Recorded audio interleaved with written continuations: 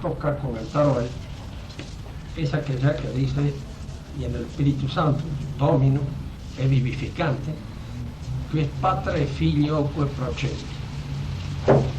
Indudablemente, esta parte de nuestra fe anuncia un caso que no se conocía en la religión antigua, y es que Dios es trino. Aquí está todo el misterio de la Trinidad apuntado en una de las personas de este misterio, que es el Espíritu Santo. Nosotros podríamos hablar, decir algunas cosas en torno al misterio, pero vamos a evitar esa exposición que es estrictamente teológica para dedicarnos más a la cuestión en que el plano teológico entra ya dentro de la interpretación de lo histórico, porque la crítica que hacemos es más bien a las interpretaciones de carácter histórico que ciertas cuestiones teológicas suscitan. La historia es, como todas las ciencias humanas, y con el desarrollo fundamental de la ciencia positiva, una investigación metódica, sistemática, ordenada, sobre ciertos fenómenos de la realidad. La ciencia parcializa la realidad en su totalidad en distintos fenómenos o distintas manifestaciones, que trata de distinguir de la manera más precisa posible para discernir aquello que constituye lo que podríamos llamar el carácter sui generis, la especificidad del fenómeno. Así, por ejemplo, hay fenómenos químicos, hay fenómenos físicos, hay fenómenos biológicos, hay fenómenos psicológicos, hay fenómenos sociológicos, hay fenómenos históricos. Aunque la historia no es precisamente un fenómeno, porque es el lapso, tiempo, en donde todo acontece y todos los fenómenos tienen su lugar. Y si todos los fenómenos tienen su lugar, la historia, indudablemente, para poder ser cabal y exhaustiva, debiera considerar todos los fenómenos tal como en una determinada época aparecen. El sentido de la historia indudablemente no es eso. Lo que se busca es ver qué es aquello que en los sucesos humanos han tenido una repercusión lo suficientemente notable como para fundar y condicionar otros sucesos posteriores.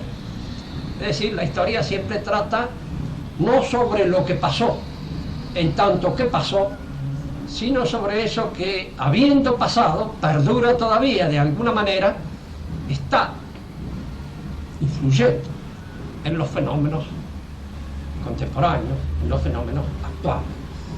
Aquellos hechos que en alguna medida siguen repercutiendo, siguen viviendo, siguen durando en la duración misma del tiempo actual, eso es lo que interesa generalmente al historiador. Por eso el historiador no estudia todo lo que ha acontecido, sino aquello dentro de lo que ha acontecido que tiene una importancia para la comprensión del presente. Pero a nosotros lo que nos interesa en este caso es, viendo este fenomenismo de la ciencia moderna, ver cómo la ciencia moderna se aproxima a la religión, a la que convierte también en un fenómeno, en una manifestación, en algo que se manifiesta, en algo que se expresa. Es indudable que, por muy acérrimo negador de los valores fundamentales de la religión que sea hoy un historiador, no puede negar el hecho del fenómeno religioso en el sentido en cómo lo entiende la ciencia moderna. El fenómeno religioso existe. Pero ¿cómo se puede apreciar el fenómeno religioso? ¿De qué manera se aprecia? Esta manera de aproximarnos al fenómeno religioso es lo que nos permite a nosotros, primero, calibrar el valor de este tipo de conocimiento que la fenomenología religiosa representa, y en segundo lugar, ver cuáles son los errores que esta aproximación a la religión ofrece o tiene. Fíjese que es curioso, para señalar en el tiempo, la aparición de la fenomenología como sistema filosófico inventado en Alemania, y en cierto modo contemporáneo a un sistema parecido o semejante que apareció en Francia con Bergson. La religión se convierte desde ese momento en un fenómeno digno de ser considerado. Con esto queremos decir dos cosas que conviene distinguir. Primero, que con anterioridad a la fenomenología y a esta reflexión un tanto inesperada del Bergson de los últimos tiempos, la religión era más bien considerada como uno de esos epifenómenos, no fenómenos en sí, no que tuviera un carácter sui generis, sino que era un fenómeno dependiente de otro fenómeno.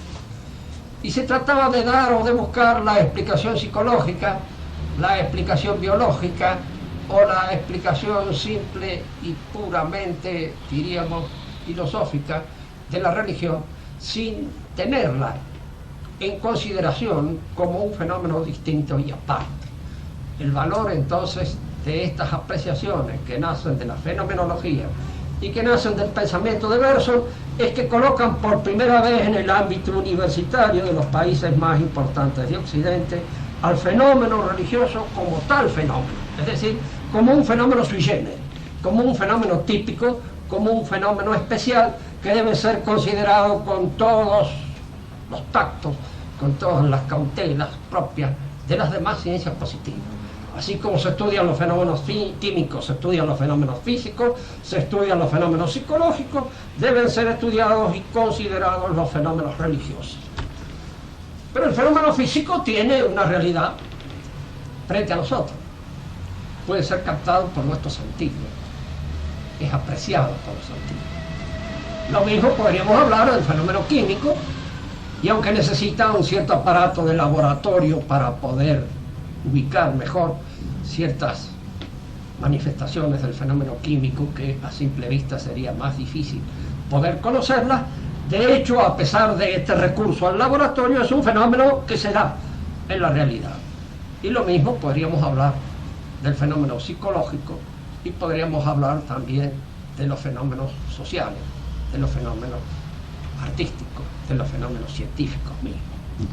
Pero la religión, ¿qué tipo de fenómeno es? ¿Dónde se puede considerar?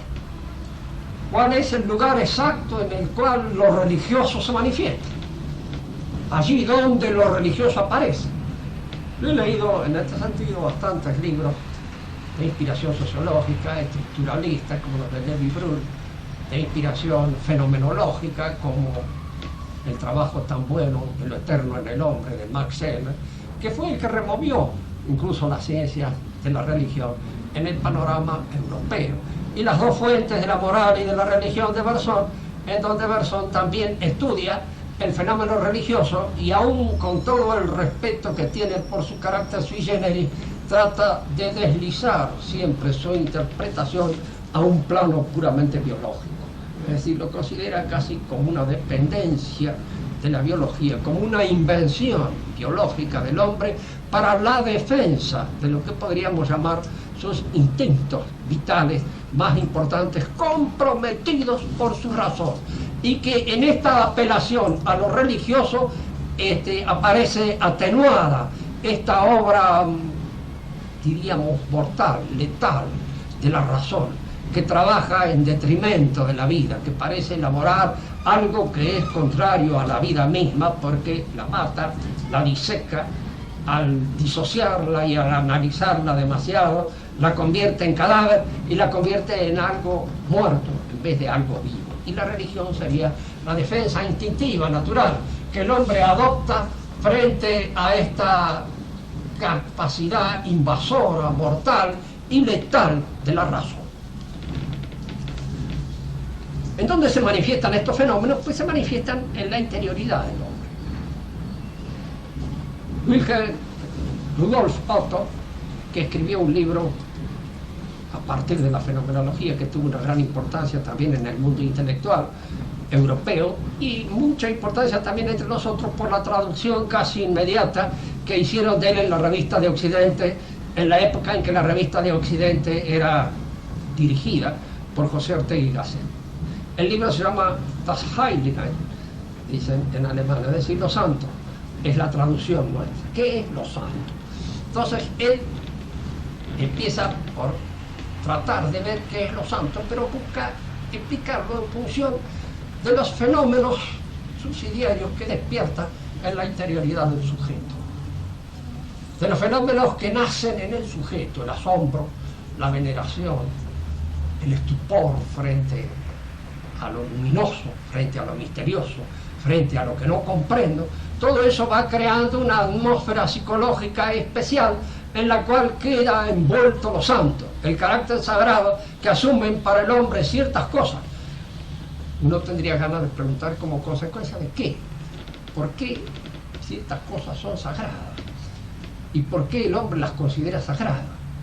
Puede considerar esas cosas indistintamente a otras según sean las preferencias más o menos valorativas de la sociedad que santifica o expresa la sacralidad de ciertas realidades por una disposición anímica propia, especial, que es de ella y de nada más.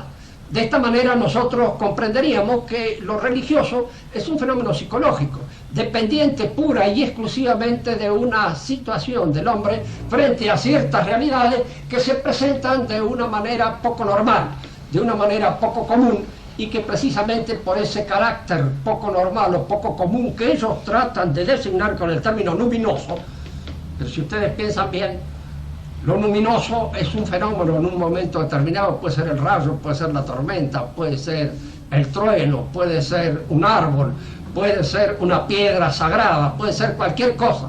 En nosotros puede ser la hostia consagrada.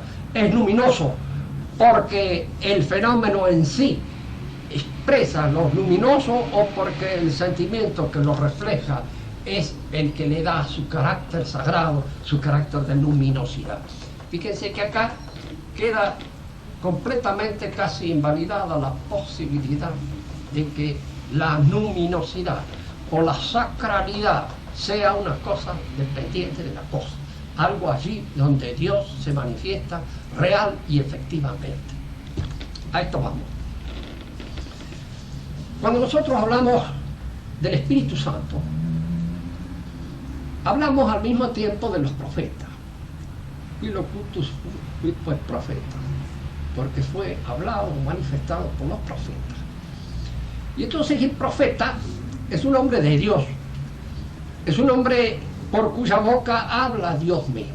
Aquí es donde nosotros tendríamos que exponer la imposibilidad de explicar al profeta en función de esa terminología y de esa manera de encarar el fenómeno religioso que tiene el mundo moderno. En el mundo moderno un profeta sería alguien que se creyera profeta. Y no habría ninguna posibilidad de distinguir entre el profeta auténtico y el profeta falso. Porque el profeta falso se cree tan profeta como el profeta auténtico y puede hablar de las profecías y profetizar, diríamos, con la misma sensatez, con la misma autoridad que el auténtico profeta. Y sin embargo, parece que no es así. Si nosotros recurrimos, de hecho, a un libro como es la Biblia, notaremos allí que hay profecías.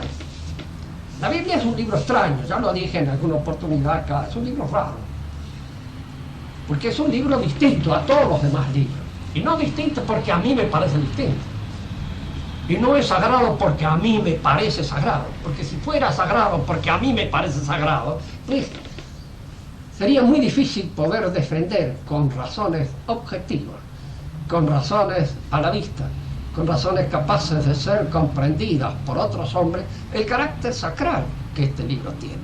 Y sin embargo este libro ofrece un carácter distinto. En primer lugar por la pretensión, porque se aparece como una síntesis, no de una época histórica determinada. Para el que observa este libro con un criterio pura y exclusivamente de historiador, dirá, es un centón folclórico del judaísmo, hasta la época en que aparece el cristianismo, en que hay unas referencias también anecdóticas a la existencia de un personaje un poco extraño que parece así, que se llama nuestro Señor Jesucristo. De los Apocalipsis no hablarán absolutamente nada porque no les dice nada. Es literatura. Y al decir que es literatura, quiere decir son formas literarias típicas que surgieron en la época contemporánea a nuestro Señor Jesucristo. Hubo muchos Apocalipsis, escribieron varios. Parece que estaba de moda escribir Apocalipsis y muchos se dieron en escribir los Apocalipsis. El nuestro no tiene ninguna particularidad especial frente al género literario del Apocalipsis, con que el Apocalipsis quede pugnado. Decimos entonces que la Biblia es un libro extraño, porque pretende saber dos cosas que son fundamentales en él: el principio y el fin, el origen de todo y el fin de la historia. Es como si fuera una maqueta en la cual está desarrollada en forma simbólica toda la trayectoria histórica del hombre, lo que sucedió y lo que va a suceder.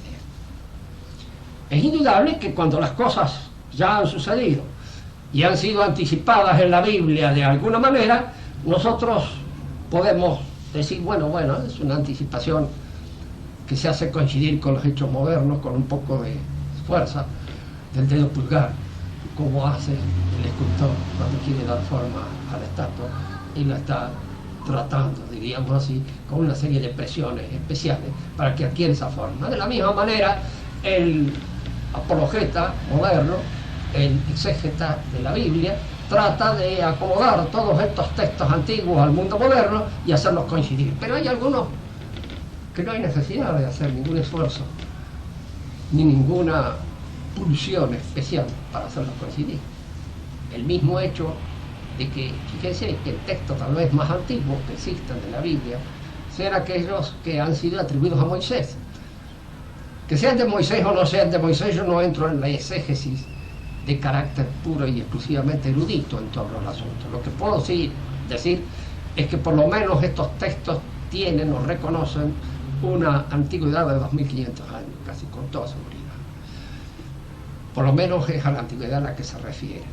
Y allí señala la aparición de un Aduar beduino, el Aduar de Abraham, al cual se le hace una promesa, y que ese Aduar se va a convertir en un pueblo numeroso, más numeroso que las arenas del desierto o que las estrellas del cielo.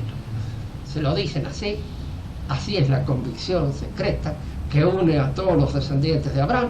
Y en la actualidad nosotros podemos decir, si por descendientes de Abraham entendemos no solamente a los descendientes de su carne, sino también a los descendientes de la espiritualidad hebraica, tal como se expresa en el Antiguo Testamento, tanto el cristianismo como el mahometanismo y como el judaísmo son y tienen su origen en Abraham.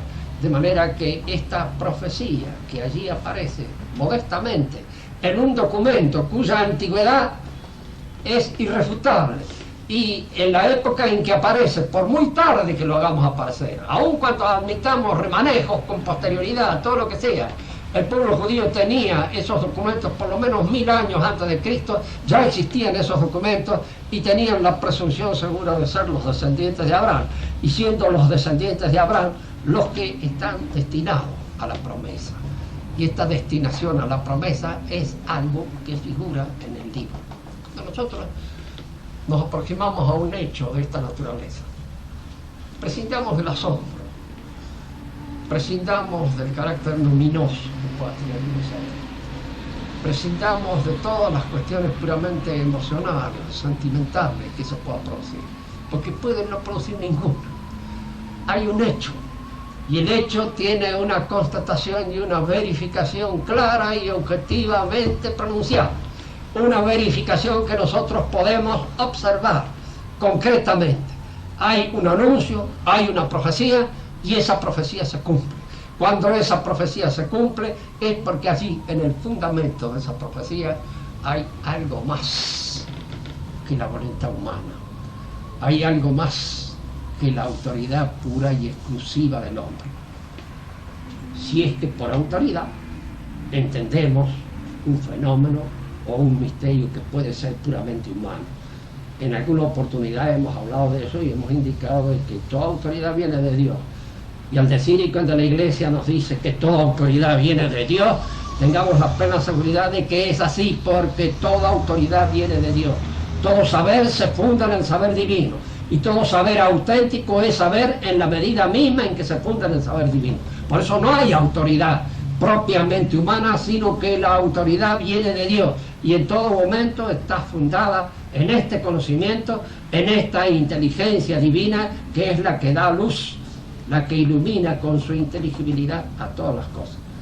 Entonces nosotros podemos decir que esos documentos están alimentados por una autoridad superior, esta autoridad a la que el misterio quiere que sea obra del Espíritu Santo, de un Espíritu Santo que no es el resultado simplemente de lo que podríamos llamar una estructura mental nuestra con la cual pensamos en la existencia de ese Espíritu Santo, sino que es el resultado de una apreciación cabal, concreta, de la obra en la cual el Espíritu Santo se manifiesta. Y la obra en la cual el Espíritu Santo se manifiesta es aquella que posee vida eterna, es decir, que no muere. Esta promesa hecha a Abraham hace 2500 años es cierta, es una promesa verídica, tan verídica como aquella otra hecha a la Virgen, que del seno de ella nacerá el Salvador del mundo. Esta también es una promesa que aparece constatada en este libro santo y que están por encima de todas aquellas apreciaciones emocionales o puramente afectivas que a nosotros nos pueden dar. En la religión lo afectivo existe. Hay gente que frente al fenómeno religioso llora, hay gente que se asombra, hay gente que se conmueve, hay gente que no se conmueve nada y que cree perfectamente en todo lo que sí está sucediendo sin que esas conmociones se produzcan en él. Esta conmoción o no conmoción, esta afección o no afección, esta emotividad o falta de emotividad no altera para nada el hecho religioso, concreto, constatable, que aparece en esta realidad que es la Iglesia y que es la... Fíjense, nosotros nos encontramos frente a un misterio de la Iglesia. Se nos dice que el Espíritu Santo está en la Iglesia. Al mismo tiempo se nos advierte que en un momento determinado la desolación de la abominación estará en el lugar santo y en donde nosotros no creemos.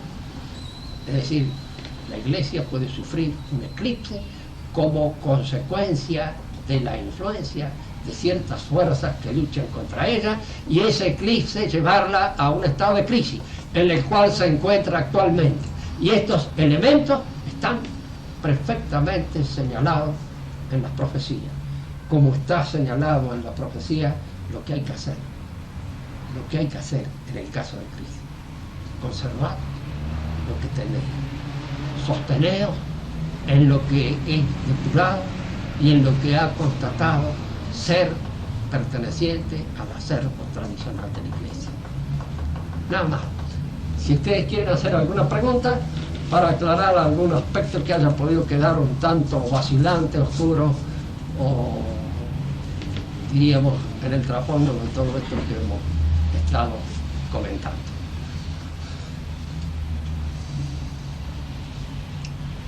¿Hay alguna profecía sobre los papas? ¿Hay ¿Alguna profecía sobre los papas? algo? Mire, yo diría esto, no sé, porque claro, la pregunta suya es una pregunta que a mí también me toma un poco de sorpresa, en este sentido. ¿Qué es lo que nosotros podemos pensar acerca de la condición o de la situación en que se encuentran los papas? ¿Puede la autoridad de Pedro ser vulnerada en alguna manera por influencias extrañas a la Iglesia? El Evangelio es claro. Pedro negó 3 veces a nuestro Señor. Uno de los discípulos permaneció cerca de él. Pedro lo negó 3 veces. Era un santo. Nosotros podemos pensar que el que no es santo puede negarlo 300. Y con la inflación, 300.000. De manera tal de que puede admitirse, diríamos así, de que esta negación que aparece precisamente en el Evangelio señalada es un indicio de que Pedro es la roca, Pedro es la firmeza, Pedro es el que debe apacentar a sus hermanos, pero que en Pedro puede haber una flaqueza. puede haber un flaqueo. Y este flaqueo es el que nosotros debemos evitar, porque es indudable que en la noche de Getsemane, cuando Pedro niega 3 veces, a ningún católico se le hubiera exigido seguirlo en las 3 negaciones. Y decir, si Pedro ha negado 3 veces, tú también tienes derecho a negar 3 veces. No tienes ningún derecho a negar ninguna vez. El discípulo que quedó cerca de él y no negó en ningún momento, ni apareció en ningún momento una actitud de irreverencia frente a Pedro, el haberse mantenido él fiel frente a la cruz, cuando Pedro, asustado, negaba. Pedro era un santo, se dio cuenta y se arrepintió y lloró. Posteriormente también aparece en otra oportunidad en la cual Pedro judaiza, es decir, está influido por judíos. Pedro es influido por judíos. Y ya en esta segunda oportunidad se ha manifestado el Espíritu Santo, porque algunos dicen que en las 3 negaciones todavía el Espíritu Santo no se había manifestado en él, pero en Antioquía sí se manifestó. Y en esta segunda oportunidad es cuando Pedro judaiza y por temor a los judíos está enseñando una cosa doble, ambigua, que no es cierta. Es fundamental tener en cuenta esto, porque ya aconteció, ya sucedió. Y es muy parecido a lo que está sucediendo actualmente, porque en la actualidad podríamos decir que la característica es que Pedro judaiza, que Pedro está judaizando. No sé si por influencia de la Brit o por influencia de alguna otra corporación muy fecunda en oro o buen dinero, o por qué otra influencia, pero judaiza. Y San Pablo fue el que lo retó amistosamente y lo llevó de nuevo otra vez a su carne, cuando le manifestó los errores que cometía. Fíjense una cosa que es siempre conveniente decirlo. En la discusión entre Pedro y Monseñor Lefebvre, Monseñor Lefebvre sostuvo una cosa en todo momento, y es que tanto la obligación del Papa como la de él, como príncipe de la Iglesia, era defender la fe. Él reprochaba al Papa no defenderla bien, defenderla mal, con ambigüedades y oscuridades que oscurecían el verdadero contenido. Se defiende a la fe, en aquellas cosas en que se va contra la fe, no en lo que confirma la fe. Esto no desobedezco. No desobedezco porque soy desobediente, ni siquiera porque quiero desobedecer, desobedezco porque tengo la obligación de defender la fe, porque esa es mi obligación de pastor, de apóstol. No puedo hacer otra cosa. Me veo obligado a no hacer otra cosa. Fijémonos que es un razonamiento claro y limpio. La obligación de ambos es defender la fe. Uno reprocha al otro que no la defiende bien, pero el otro no le reprocha a este que no la defiende bien. Le reprocha que lo desobedece. Y la desobediencia está precisamente en que no lo sigue en el abandono de la fe, que ostensiblemente hizo nacer, que ostensiblemente está en la declaración de la libertad religiosa, que ostensiblemente está en la aplicación de la nueva misa, que es, si esta vuelta me atengo a los datos muy precisos que yo tengo, que es una obediencia a una instigación de carácter masónico. No se olviden que el señor Bugnini fue declarado y encontrado masón, y de él depende el Novo Ordo Missae, de él depende. Que este Novo Ordo Missae apareció en 1969, 4 años después de haberse organizado la gran obra masónica en Washington, el templo a todas las religiones del mundo. Y que en esta obra masónica organizada en Washington, David Rockefeller dijo que él vería con agrado que todas las confesiones cristianas se unieran en un solo rito, en una misma, diríamos, ceremonia religiosa. 4 años después esta ceremonia religiosa cambia y Monseñor Bugnini copia casi textualmente la misa protestante de Taizé para llevarla a la nueva misa que se está dando actualmente en la iglesia. Esos son hechos irrefutables.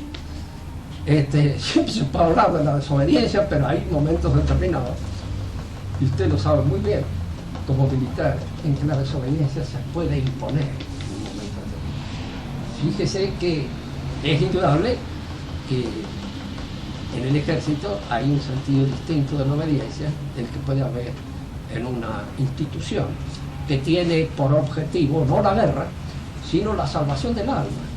que la guerra crea una situación de emergencia un poco particular, especial, en la cual es necesario obedecer a los mandos, porque si no, no hay ejército que se oponga, ni nada, no parece. Había que tener una situación muy clara, como la que pudo tener el comandante, no me acuerdo cómo es que se llamaba, el que dirigió la batalla contra la Revolución Francesa, no, en la época de la Revolución Francesa. Uno de los comandantes del ejército recibió una orden del jefe de todos los ejércitos de que hiciera tal o cual cosa. Y él dice, yo no puedo hacer, acá este señor no está en el campo de combate, no ve las cosas tal como hay que hacer. Un disparate. Y yo no puedo hacer un disparate y exponer la vida en una actitud disparate. Ahí no lo hizo caso. Hizo la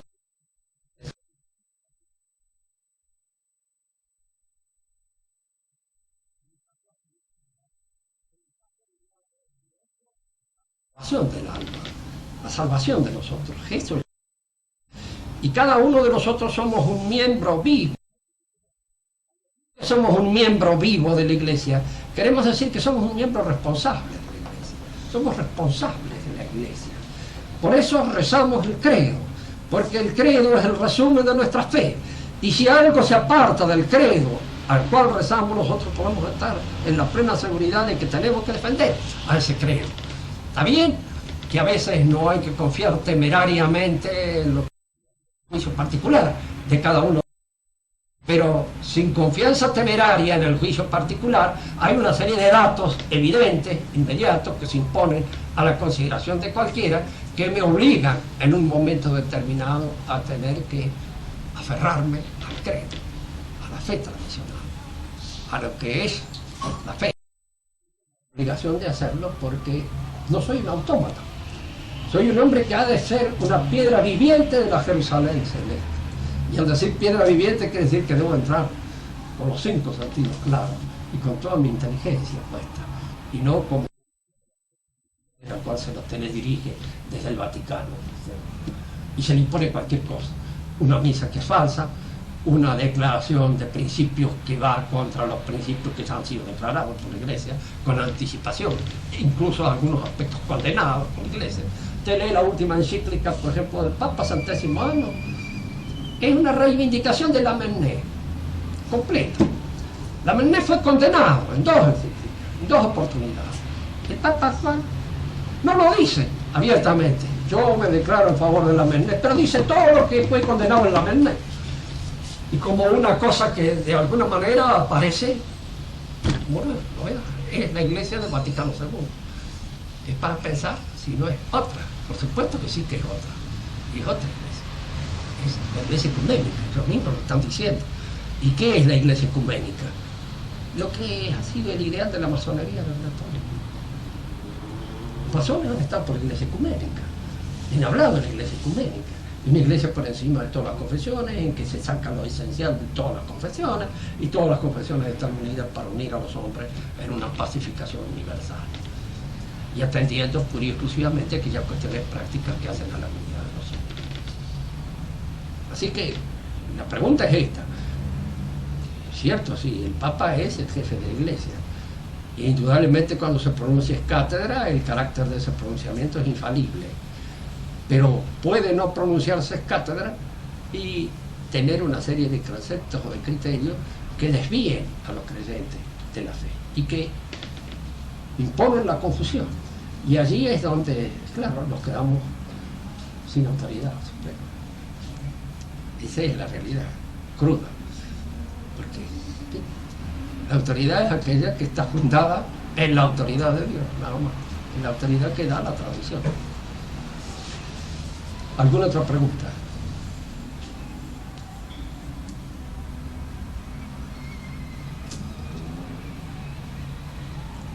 De Cándido, el calor lo ha aplastado. No.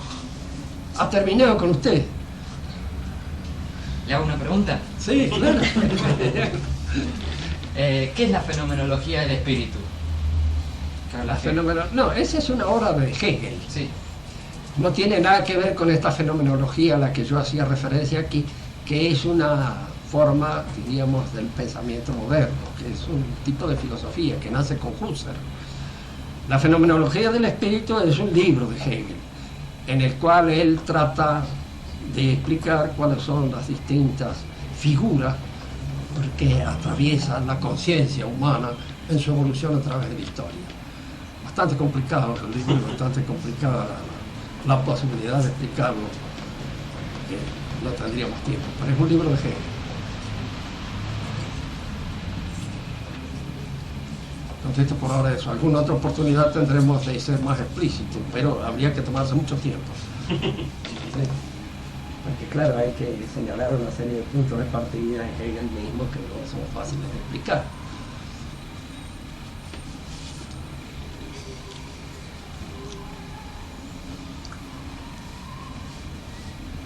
Bueno. Rubén, sí, con respecto al parágrafo específico que estamos comentando del credo, ¿se puede hacer una aclaración más o menos rápida de la terminología, de qué significa cada una de las, no cada una de las palabras, pero por lo menos de las frases que la componen? ¿Cuál es el Sí. pedazo? Y Se puede hacer una cosa rápida. La fenomenología No te lo es una corriente filosófica moderna. Pero no. no, te estoy preguntando con respecto En la frase del credo que usa el credo, Ajá. ¿qué sentido tienen? Dominum et vivificantem, ex patria filioque procede. Dominum quiere decir Señor, es decir, es Dios. El Espíritu Santo es Dios. A la par de Dios. Dios verdadero, Espíritu Santo. Vivificante porque es el que da la vida. Es decir, entre las misiones, porque las personas de la Trinidad tienen entre ellas una relación que nace de su misma naturaleza y que se llama de emanación. Sí, primero es el Padre ontológicamente hablando, no primero cronológicamente, porque aquí no estamos en el tiempo. En segundo lugar está el Hijo, que es el Verbo divino, y el Espíritu Santo, que surge como un suspiro, como una emanación entre estas dos personas, que es el Padre y el Hijo. Pero además de esto que constituye lo que podrían ser las emanaciones adentro de la naturaleza misma de Dios, existen las misiones que cada uno de estos cumple afuera, hacia la creación. Y el Espíritu Santo tiene la misión de vivificar, es decir, de dar la vida de la fe. Nosotros recibimos la fe y al recibir la fe recibimos al Espíritu Santo. Ahora, recibir al Espíritu Santo no es que tengamos solo al Espíritu Santo, que tener el Espíritu Santo tenemos la Trinidad entera, tenemos a todos. Pero recibimos la fe en la adhesión a estas palabras de Dios, a lo que Dios ha revelado. Y esta fe es viva porque cumple en nuestro organismo espiritual el mismo papel que en el organismo físico cumple el alma. El alma vivifica y ordena la materia y la dispone en el sentido del pronunciamiento del fenómeno vivo, ¿verdad? Nosotros comemos materia, incorporamos materia a nuestra realidad, pero esa materia que se incorpora a nosotros se va convirtiendo en nosotros porque hay un principio que gobierna y que dirige esa operación, y ese principio que gobierna y dirige la operación es un principio espiritual y es al mismo tiempo un principio animal que afecta a todo el organismo. Ahora, la fe es un principio espiritual que afecta el organismo puramente espiritual nuestro, es decir, la inteligencia y la voluntad. Y obra en la inteligencia y en la voluntad, haciéndole aceptar como verdades efectivas las verdades de fe. Eso es la fe. Y haciéndolos esperar las promesas de nuestro Señor Jesucristo, esa es la esperanza. Y la caridad es el amor que inspira este deseo de hacer participar a los demás en esta misma fe y en esta misma esperanza. Dice que eso es la caridad.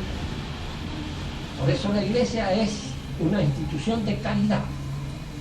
Credimus in caritate, porque es la institución de caridad, es decir, es una institución fundamentalmente apostólica. La virtud de la caridad es la virtud del apóstol, Es la virtud apostólica por antonomasia, porque es aquel deseo vivo de hacer que los demás participen, diríamos así, en los principios que dan la vida. Y esto que da la vida, el que está encargado de esta vivificación es el Espíritu Santo. Por eso es esta la misión que él cumple fuera de aquella que corresponde dentro de la naturaleza misma. Y que procede del Padre y del Hijo, bueno, eso es La emanación. es decir, el carácter de las emanaciones como Padre que entra al Hijo y del Hijo y del Padre su Espíritu Santo como una consecuencia. ¿Usted toma para el análisis el credo de los apóstoles o el credo, el otro de la Niceno? ¿Cuál credo? Tenemos el credo, este es el credo de Nicea. ¿Usted está tomando ese para el análisis? El Niceno. Sí. Ah, bueno, bueno. Este es el Niceno. Bueno. Este es el crédito, el credo. Es el- Claro, porque hay el otro de los apóstoles, creo que le llaman, que es más corto. Sí, hay un credo anterior, es un símbolo, el símbolo de los apóstoles. Pero en este es en el que se discutió mejor el asunto porque hubo una discusión para aclarar las relaciones entre las personas. Y las relaciones de las personas están establecidas ahí por San Atanasio y la mayoría de la Iglesia que estableció, diríamos, la autenticidad del credo en Nicea, en el concilio de Nicea, en la lucha contra Rubén, podría, no sé si rápidamente, sin demasiado filigrana, y decir, explicarnos cuál es la posición, o sea, en contraposición al filioque, cuál es la, o en qué consiste la discusión con la Iglesia griega respecto a la negación, que ellos niegan la procedencia del Espíritu Santo de ambos, ¿no es cierto? Sino que solamente del Padre. O sea, ¿podría un esbozo así rápido? ¿Me entiende la pregunta? No sé. La discusión teológica que existe con los ortodoxos con respecto al filioque, de la emanación del Padre y del Hijo o la del Padre. No conozco bien la posición ortodoxa, de los ortodoxos. Porque Yo recuerdo que hay un concilio especialmente que definió la procedencia, el filioque, el famoso filioque. El filioque es y del Hijo, pero es del Padre y del Hijo. Se fue definido expresamente por un concilio, no me acuerdo cuál, de Constantinopla creo, que es el que niegan los ortodoxos, y no solo entonces serían cismáticos, porque niegan la someterse al Papa, sino además, pero claro, de los ortodoxos no sé qué se diferencia. bueno, pero justamente no aceptan la procedencia Conjunta. conjunta del Padre y del Hijo, del Espíritu Santo. O sea, y al estar incluida en el credo, el filioque, por la Iglesia solemnemente y ex cátedra, no serían solo cismáticos, sino también herejes. Simplemente eso. O sea, yo tampoco tengo muy bueno, sí, claro respecto a esto que acabo de decir, pero no todo lo demás. considerar a los ortodoxos herejes. Y porque no aceptan el filioque. Claro. Y el Papa el Papa últimamente, cuando fue no sé a dónde ni en qué oportunidad, por eso yo tengo muy pegado así. Yo sé Patriarca, fue a saludar al patriarca, que está creo Pablo que VI. Pablo VI, no sé si Pablo Pablo VI VI, fue a saludar al patriarca, sí. y pronunció el credo sin el filioque, sin el filioque. Ajá, Rezaron el credo juntos sin el filioque. claro. Y entonces los católicos, hay católicos que por ejemplo tienen iglesias ortodoxas cerca y dicen voy a la iglesia Bueno, ortodoxa. por eso no es tan fácil. Sobre todo a casarse. Para la segunda, ¿no?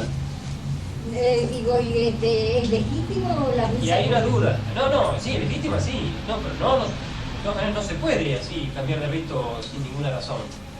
Antes por lo menos estaba prohibido. No, porque yo conozco de Somos de rito gente que latino. dice, Claro, pero dada la duda en el rito latino actual moderno, bueno, por eso acuden al otro rito. En caso de peligro, en caso de necesidad, se puede. porque ellos han seguido con la misa Son ritos originales. originales. Claro. Y por ejemplo usan gente que va al rito libanés. Los maronitas. Pero los maronitas siguen, ¿qué creen? católicos. Sí. Los maronitas son ¿Qué católicos. creen? Los maronitas. Es otro, sí, pero eso no son los ortodoxos. No, no, No. Es otro rito, sí, Pero ese es rito es, católico. pero ese es válido Sí, completamente. sí, sí. Sí, hay unas iglesias sirias, coptas, etíopes, orientales en general, ¿no? No de Oriente de allá de Japón, pero orientales de ahí de Asia Menor. El Oriente cercano. El Oriente Son cercano. ritos, sí. Cercano al Oriente. Ahora, ellos se acercan bastante a la iglesia romana, ¿no es cierto? Son católicos. Son bastante. Son los que estarían más cerca, los de las iglesias orientales.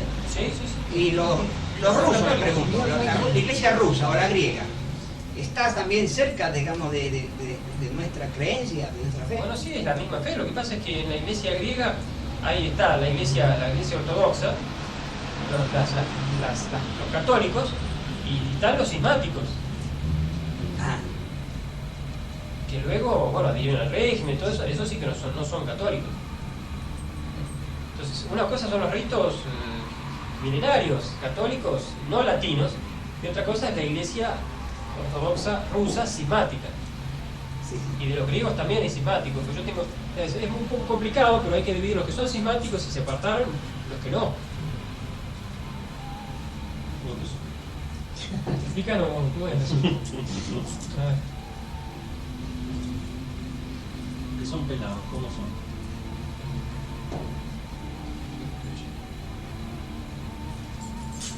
Bueno, Bueno, empezamos muchas con la gracias por la marcha de San charla. Lorenzo, seguimos.